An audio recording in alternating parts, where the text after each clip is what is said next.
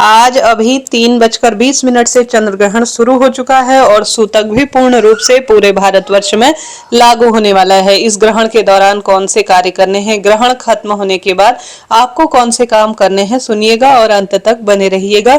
आप जानते होंगे गर्भवती महिला और सभी के लिए यह समय बहुत ही कीमती है। इस समय का सदुपयोग किया जाए और कुछ सावधानी रखा जाए तो जीवन सार्थक होता है और सदा सर्वदा नवग्रहों की दशा सुधरती है। आज 3:20 से पूर्ण चंद्र ग्रहण भारत में दिखाई दे रहा है और साथ के साथ 6:46 के आसपास तक यह चंद्र ग्रहण हमें परिपूर्ण रूप से दिखाई देगा।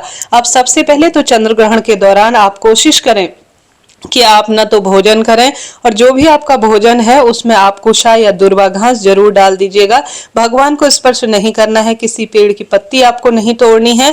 यह सभी पर बात लागू होती है, भले ही गर्भवती महिला हो या सामान्य महिला हो। इस नियम का आप जरूर से ध्यान रखें। पूरे दिन भर का सूतक आप मान्य नहीं कर पाए हैं तो कोई बात नहीं, इतना लंबा सूतक नहीं मान्य करने की अवस्था में जब पूर्ण चंद्र ग्रहण पूरे भारतवर्ष में संपूर्ण सूतक के रूप में मान्य होगा, करीब 3:20 से शाम 6:46, तब तो आपको सावधानी रखनी ही होगी। देखिए, कुछ शास्त्रों में लिखी गई जानकारियां होती है, ये कोई मनगढ़ंत बात नहीं है। इनका सीधा प्रभाव हमारे मन मस्तिष्क को पड़ता है और इससे जीवन में नवग्रहों की दशा भी किसी न किसी स्वरूप में प्रभावित होती है। सबसे पहले तो इस बात का ध्यान रखें, गर्भवती महिला हो या कोई भी हो, झूठ, छल, कपट और किसी भी ईर्ष्या इत्यादि और किसी की चुगली करने से पूरी तरह से स्वयं को रोके।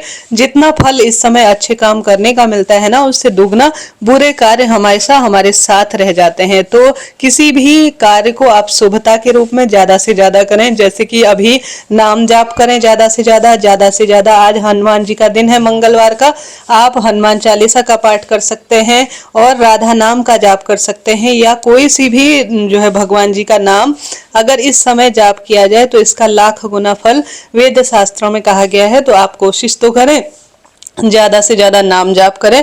ऐसा नहीं कर पाते हैं तो सिर्फ मोबाइल चलाते हुए या टीवी में या अपने किसी भी जिसमें आप समय व्यतीत करते हैं फालतू की वीडियो देखने की बजाय आप गुरुजी की कथा या अन्य श्रेष्ठ कथाओं का रसवादन करें, इससे अनंत गुना लाभ होगा। तो इस चीज को नोट करते हुए चलिएगा। अब ग्रहण कितने बजे समाप्त होगा? ग्रहण समाप्त होगा शाम को 6:46 के आसपास।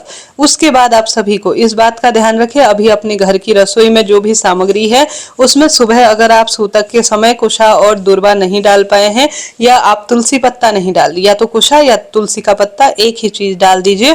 वह आपको जरूर से, अब ग्रहण शुरू हो चुका है, आपको डाल ही देना है, नहीं तो वह फेंकने में जाएगा। अगर उसमें दुब घास, दुब नहीं माफ करें, कुशा घास, कुशा या जो हमारे पास तुलसी होता है, अगर वह रखा रहेगा तो फिर उसे आप काम में ले सकते हैं, फिर वह गलत नहीं माना जाता है। इस चीज को नोट करते हुए चलिएगा। बच्चे बड़े सभी को जो है भोजन को अभी ग्रहण अब नहीं करना चाहिए। हाँ, अगर तुलसी पत्ता पानी में रखा हुआ है तो निश्चित रूप से उस पानी को, जूस को आप पी सकते हैं। साथ के साथ ग्रहण समाप्त होने के बाद सबसे पहले आप स्नान करें, नहाने के पानी में गंगाजल या गौमूत्र डाल लीजिए घर पर। उसके बाद झाड़ू पोछा लगाए अच्छी तरह से, घर पर गंगाजल और गौमूत्र जरूर छिड़काव करें। घर के दरवाजे पर दीपक गोल बत्ती का जरूर से प्रज्वलित करें। धीमी मंद ध्वनि में हनुमान चालीसा का अपने घर पर श्रवण या पठन पाठन आपको जरूर से करना है, इस बात का आपको ध्यान रखना है। साथ के साथ अपने घर पर आप शाम को कपूर, गुग्गल, लौंग और इलायची, यह सब 4-5 चीजें एक कोई भी अग्नि स्वरूप प्रज्वलित कर उसमें आप जरूर से इन चीजों को जला लीजिएगा। भगवान को स्नान कराएं, भगवान को नए वस्त्र धारण कराएं। स्वयं जो पुरुष जन इस कथा वीडियो को सुन रहे हैं वह यज्ञोपवीत जरूर धारण कर लीजिए, पुरानी बदल लीजिएगा, उसे प्रवाहित कर नई जनेऊ यज्ञोपवीत धारण की जाती है, ऐसा शास्त्रों में वर्णित है। भगवान भूखे हैं, उनको भोग प्रसाद समर्पित करें, शिव पूजा करें। आस पास कोई मंदिर है तो उनमें भी आप सभी को सर्वश्रेष्ठ रूप में वहां जाकर भी संभव हो तो झाड़ू पोछा करें, फिर भोजन बनाएं, घर की शुद्धि करें। छोटा सा घर पर हवन इत्यादि करते हैं तो भी यह लाभ देता है। तो इस तरह से आप सभी को इन कार्यों को करना है। ज्यादा चिंता टेंशन ना करें। गर्भवती महिला, ग्रहण शुरू हो चुका है, आप सभी अपने पेट पर चंदन की, अर्थात चंदन या गेरू है तो ओम नमो भगवते वासुदेवाय या महामृत्युंजय मंत्र या गायत्री मंत्र का जाप करते हुए अपने पेट पर चंदन की 3 लाइन त्रिपुंड रूप में जरूर से बना लीजिए।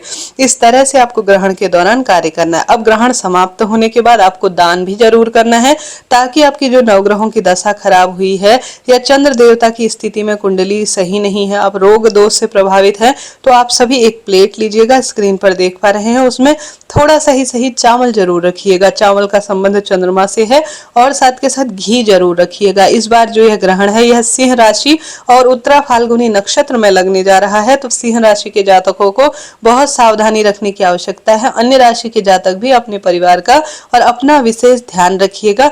सफेद रंग की रुई घी का दान किसी मंदिर में भले ही बत्ती बनाकर दान करें आए, या सामान्य रूप से रुई और घी का दान अपनी इच्छा शक्ति सामर्थ्य अनुसार दान करें। एक समय का भोजन जिसे सीधा कहा जाता है, जिसमें चावल जरूर रखिएगा।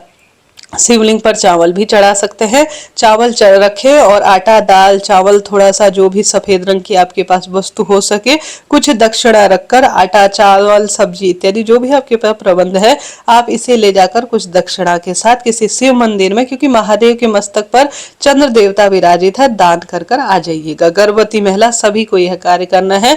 बस नाम जाप को प्राथमिकता दें, फिर अपना भोजन इत्यादि शाम को निश्चित रूप से आप कर सकते हैं। अभी के लिए इतना ही। हर हर महादेव।